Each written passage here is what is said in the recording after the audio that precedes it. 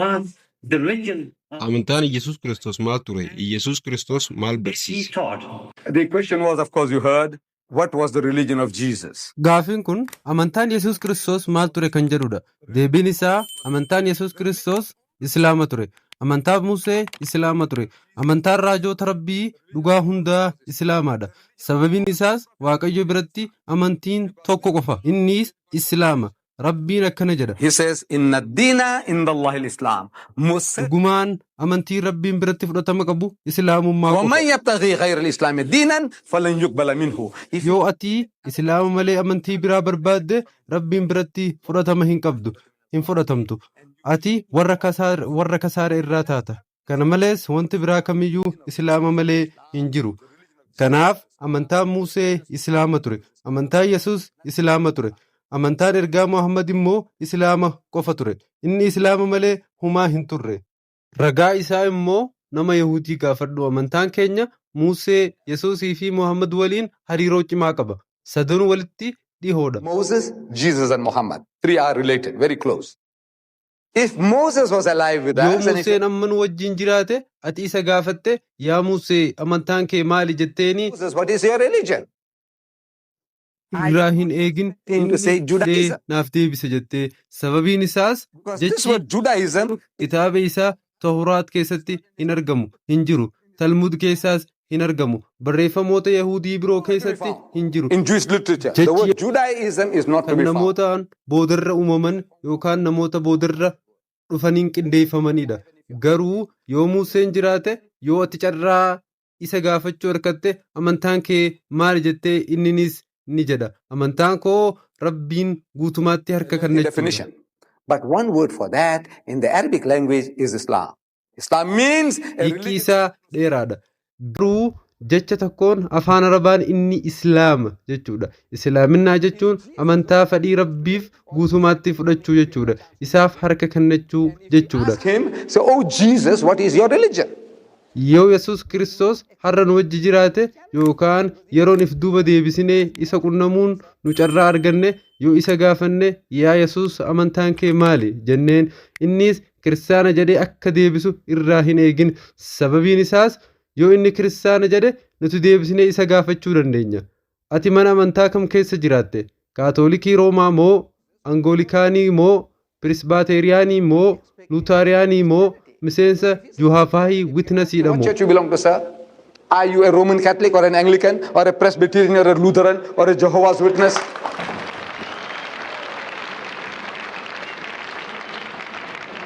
Silly you would say. It's a silly thing to ask Jesus. Kun waan nama kofalchiisudha. Waan salphaa fakkaata. Yesuus Kiristoos akkasitti gaafachuun sirrii miti. Ani immoo isa irraa akkana jedhee deebi'eega. Amantaa koo fedhii Rabbii guutumaatti fudhachuudha. Kun ibsa dheeraadha. Garuu jecha tokkoon afaan Arabaa keessatti Islaama jedhama. Kun waan inni barsiisuuf dhufe ture. Garuu hordoftoonni isaa boodarra amantii isaa irraa gargalanii deeman. Dhugumaatti hedduun isaanii ergamaa Phaawulos hordofuu malee Yesuus Kiristoos hordofuu hin turre. Yoo Yesuus Kiristoos kan hordofan ta'e isaan Musliima ta'an ture. Sababiin isaas Yesuus Kiristoos waan biraa hin barsiifne Islaamummaa qofa barsiisee ture. Inni akkana jedhee barsiisa. Abbaan samii keessa jiruu fi qofa isa samii keessa jiru qofa waaqeffadhaa jedha. Isaan garuu Yesuus Kiristoos waaqeffachuu eegalan. Kun garuu waan inni barsiisee miti. Akkuma Quraanni nutti himu guyyaa qiyaamaa Waaqayyoon isa ni They gaafata. did. So, in tu'azzibhum fa innahum ibaduka. So if you Yaa punish Yesuus ati ummata keetti ana malee sii fi haadha kee akka waaqeffatan jettee barsiifte moo jedhaan innis immoo ni jedhaan wa in taghfir lahum fa innaka antal azizul hakim. But if you yaa forgive them, gooftaa koo ati ni beektu ani wanta akkasii gonkumaa hin jenne yeroo ani isaan wajjin turetti ani isaan dhorkaa ture akka isaan wanta akkasii hin goone garuu erga ati na ol fuute booda isaan maal akka godhan ati ni beekta yoo ati isaan adabde isaan gabroota keedha yoo ati isaan araaramte ati ammoo jabaa fi ogeessaadha ati waan barbaadde gochuu dandeessa jedhaan garuu amantaan Yesuus Islaama ture innis Musliima ture iddoo bartaa Gesmaanii keessatti akkuma macaafa qulqulluu keessatti barreeffame inni achi deemee fuula isaatiin lafatti kufee yaa Rabbi jedhee kadhate. Sujuuda godhee kadhate. Innis akkana jedhe, yaa abbaa koo yoo danda'ame wanti kun narra haa darbu, garuu akka ani fedhu miti, akka ati feetu haa ta'u jedhaan. By the way, karaa biraatiin akka ani fedhu miti, akka ati feetu haa ta'u jechuun nama fedhii isaa guutumaatti fedhii rabbitti kennuu jechuudha. Kana jechuun inni muslimaadha. Ani fedhii koo fedhii Allahaatiif kenneera. Yesus muslima ture. Amantiin isaas islaama ture. One word for that, not as I will, but as thou wilt, is a Muslim. I have submitted my will to the will of Allah. Jesus was a Muslim and his religion was Islam. The question is, how can you know what is the truth by this sort of arguing? Because the third Gaafiin koo akkamitti dhugaa beekuu dandeenya? Falmii akkasii irraa sababni isaas akka ani dubbiseen kaliifaan sadaffaan Usmaan bin Affaan walitti qabamuun Quraana irratti dhiibbaa qaba ture jedhama. Fakkeenyaaf kitaabni Quraanaa tokko isa bira ture jedhama. Kan haati manaa isaa siree jalaa qabattee turte fakkaata. Akkasumas barreeffamoonni biroo naannoo keessa babal'achuu jalqabanii turan. Kanaaf kaliifaan sadaffaan sun walitti isaan fidee Quraana xumura tokko haa murteessinu, isa dhugaa ta'e haa adda baafannu jedhe. Kanaaf mala sirrii ittiin kitaabni dhugaan kam akka ta'e beeknu akka nama tokko amantii isaa irraa ka'ee ani kiristaana waan ta'eef kana naan amana yookiin ani muslima waan ta'eef sana naan amana jedhee murteessuu qofti sirrii miti. Dhugaa beekuuf mala biraa barbaachisaan kan qorannoo ragaa fi hubannoo irratti hundaa'e. Dhugumaan mala sirrii ta'e jechuun kitaabota lamaan fuunee macaafa qulqulluu fi Quraana fudhachuu waliin ta'anii dubbisuun akkana jedhanii kadhachuudha. Yaa Waaqayyo dhugaanaaf dubbadhu. Isaan lamaanuu dubbisanii Waaqayyo akka isaan dhugaan agarsiisu karaa sirrii fakkaata. Falmii dheeressuu irraa akka gara dhugaa nu geessu natti fakkaata. Ani garuu jaalalaan qaba jedha. Sababni isaas Yesuus na keessatti jaalala ka'ee kun deebii addunyaaf ta'uu danda'a. Ati immoo kanaafi sana jetta, garuu yaada kee maali? Kitaabota lamaan fuudhanii yaa Waaqayyo isa kamtuu dhugaa jechuun gaafachuun caalamoo falmii gochuun akka macaafni qulqulluun jijjiirameera yookiin kaliifaan sadaffaan Quraana jijjiiree jechuun wal mormuun irra. The Bible's been changed. Yeah, they've got second century manuscripts. Yeah, and the third caliph changed the Quran. Yeah, maybe. You see, you have been telling us in so many words. Wanti ati jettu jechuun kitaabota lamaan fudhannee dubbisnee Waaqayyo akka samii irraa nutti dubbatee kun kitaaba koo miti, inni kun immoo kitaaba koodha jedhee hanga nutti himu eeguudha. Mala akkasii qofaan malee dhugaa adda baasuuf rakkisaadha. Namni kitaaba dubbisu hubannoo fi qorannoo isaatiin akkasumas ragaa irratti hundaa'uun murteessuu qaba. Osoo sagalee addaa samii irraa dhaga'uu qofa hin taane hin eegne. Yoo ati jette Waaqayyo samii irraa sagalee siif dhageessisee macaafni kun kitaaba Waaqaa miti jedhee siif hima, akkasumas kun kitaaba dhugaadha jedhee siif agarsiisa jette. Kun yaada rakkisaadha. Sababiin isaas akka Joorji Barnaandoo Shaw barreessaa fi abbaan taphaa beekamaan jedhetti inni macaafa tokko ilaalchisee kun kitaaba addunyaa irraa balaa guddaadha, ijoollee keessan akka hin arganne cufaa keessa kaa'a jedhe. Akkasumas but now you know the guy who talks about God telling him, Marvin Gorman.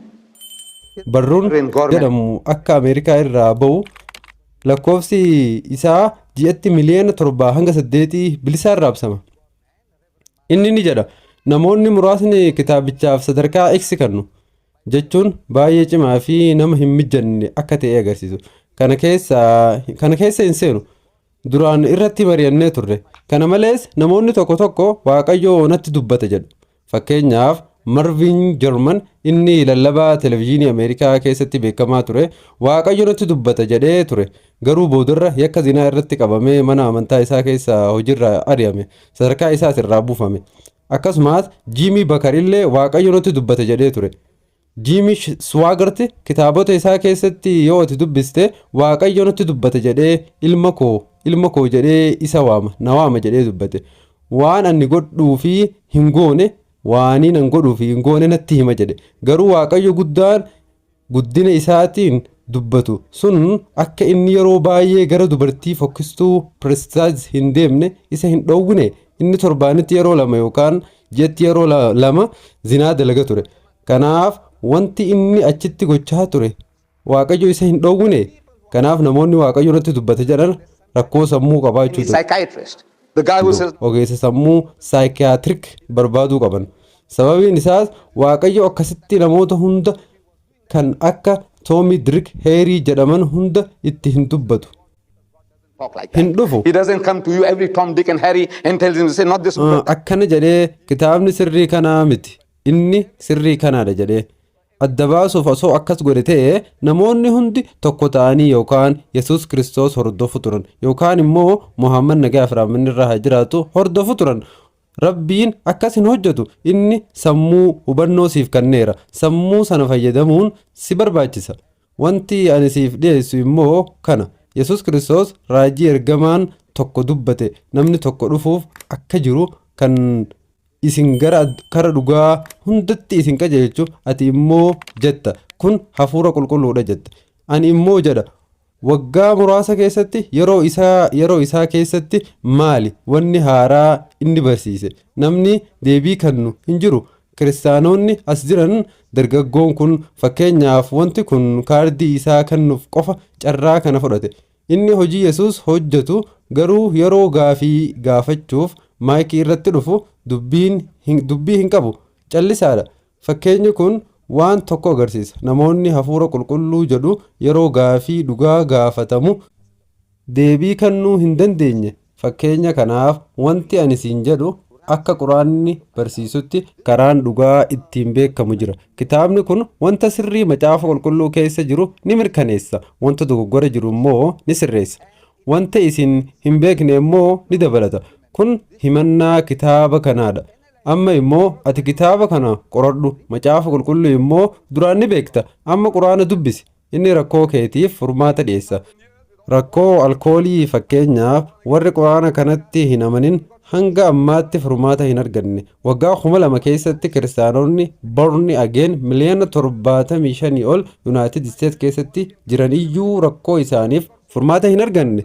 Yoo deebii barbaadde furmaatni as keessa jira. Kitaaba kana banuu fi dubbisuu qofaas sirraa barbaachisa. Yoo ati garaa qulqulluu taatee jibbaa malee ilaalcha dogoggoraa malee dubbifte sagalee Waaqayyoo ni hubatta. Akka gooftaan kee sitti dubbatu ni beekta. Akkuma Yesuus Kiristoos Yihudootaan jedhe hoolonni sagalee gooftaa isaanii ni dhaga'u. Maaliif ati sagalee gooftaa kee hin dhageenye jechuun sagalee Waaqayyoo isa Yesuus Kiristoos dubbatu jechuudha. Rakkoon kee ati ilaalcha duraanii qabda. Kanaaf waan jalqaba gochuun sirraa barbaachisu ilaalcha duraanii sana ofirraa kaasuudha. Achi booda kitaaba dubbisi ilaali. Kun hafuura dhugaa isa ati eegaa jirtu ta'uu isaa. There is no hope. The sickness will develop. Born again, born again, born again. But they Yoo never. akkas hin goone abdiin hin jiru. Rakkoon guddachaa deema. Born again irra deebi'ee jechuu qofa. Garuu guddinni hin jiru. Yeroo hunda akka daa'ima haarawaatti hafan. Hin bilchaatan. Kanaaf ilma koo karaa sirrii jechuun Waaqayyo samii irraa siif dubbachuu eeggachuu akkasiif dubbatu eeggachuu miti. Yeroon sun darbeera. Karaan sun cufameera. Kitaabota siif kennamee jiru ati ofii keetiin qoradhu murteessi. Gaafii kee siif deebisa jeequdha. That department is closed. No more. You got to now. Given the books, you judge for yourself now. That is the answer. Could you tell me how you can believe Akkamitti namni tokko amanuu danda'a? Nama tokko irratti nama hin dubbisne, hin barreessine, akkasumas hordoftoota isaa waraanaan dhiiga dhangalaasuun walitti fide jedhama. Akka inni nama waaqa raajii waaqaa ta'etti ati akkamitti kana amanta? Ati akkamitti nama akkanaa irratti amanuu dandeessa? Akkasumas barsiisa isaa hunda right? Indeed, could get his followers. akka ati amantutti garuu kiristaanaa fi macaafa qulqulluu salphaatti akka ati diddu akkamitti nama hin dubbisne hin barreessine irratti amanna. Akkasumas nama amantii isaa waraanaan bal'ise jedhama. Akkamitti akka raajii argamaa waaqaa akka ta'e fudhanna. The holy book of Christianity so easily as well. How can we believe in a man who was Wanti ati jette ergamaan hin baranne ta'uu isaa raajii kitaaba kee keessatti raawwatamedha. sirriidha akkuma ati jette ergamaa hin baranne macaafni Regards to the man being unlearned, this is a fulfillment of the prophecy in your book. A fulfillment. ergamaan hin baranne macaafni kitaaba Isaayyaas boqonnaa keessatti akkana jedha kitaabni nama hin baranneef kennama A book dubbisi jedhamee inni immoo ani hin baranne jedhaan yoo ati seenaa amantii keessatti qoratte macaafa qulqulluu keessatti raajiin rabbii yeroo ergaa rabbii fudhatu ani hin baranne jedhee deebisee hin argitu garuu yoo ati seenaa Muhammad nagaaf rahmanni irraa jiraatu kan namoonni muslimaa fi kan muslima hin ta'in barreessan dubbifte yeroo jalqaba mul'anni isaaf dhufe gara gaara Hiraa irratti ergamaan rabbii maleekaan dhufee afaan isaatiin dubbisi jedheen Muhammad immoo nagaaf rahmanni isaaf haa jiraatu ani hin baranne jedhe yeroo lammaffaaf itti deebi'ee dubbisi jedheen ammaas akkasuma jedhe yeroo sadaffaatti ergamaan rabbii cimsee isa qabee sana booda inni hubatee waan isa irraa barbaadamu dubbisuu qofa osoo hin taane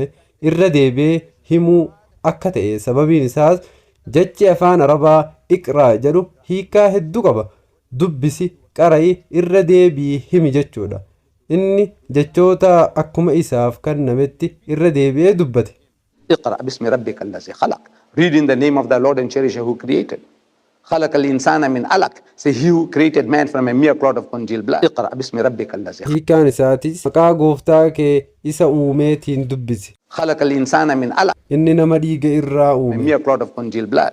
اقرأ وربك الأكرم. dubbisi gooftaan kee arjaa guddaadha الذي علم بالقلم. inni qalama fayyadamuu barsiisee علم الإنسان ما لم يعلم. nama waan inni hin beekne barsiise dhugumaan namni sun nama hin baranne hin dubbisne hin barreessine ta'uun isaa ragaa kitaabni kun kitaaba waaqaa ta'uu isaa agarsiisuudha namni hin baranne akkasitti kitaaba guddaa furmaata rakkoolee hundaa kannuu dhiyeessuu hin danda'u kana jechuun kun mallattoo kitaaba waaqaa kitaaba rabbii ta'uu isaa nutti agarsiisu jechuudha You misunderstand the point I'm making.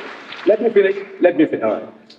That this book is the book of God. An illiterate man, a man who can't read or write. ati garuu yaada ani jedhu sirritti hin hubanne fakkaata mee na xumursiisi namni hin dubbisne hin barreessine kitaaba akkasii kan rakkoo hundaaf furmaata kan nu dhiyeesse kun waan nama ajaa'ibsiisudha namni tokko yeroo lama dubbii dhaga'uu hin danda'u yeroo takkatti eeguu lama dubbii dhaga'uu hin danda'u kanaaf mee na dhageeffadhu wanti ani jedhu rakkoolee qabdu ilaali fakkeenyaaf biyya United Kingdom keessatti dubartoonni miliyoona 4 ta'an dhiira fuudhu hin argatan jedhama hanga dhiirri hundi fuudhee iyyuu kan hin taane dhiirri hundi yoo fuudheewu kan hafu hangasii jechuu dubartoonni miliyoona hedduun ni hafu obboleeyyan kee eessumman kee firootan kee furmaatni isaa maali ani jedha kitaabni kun furmaata kennaa jedha rakkoo alkoolii illee ilaali waggaa 4 keessatti furmaata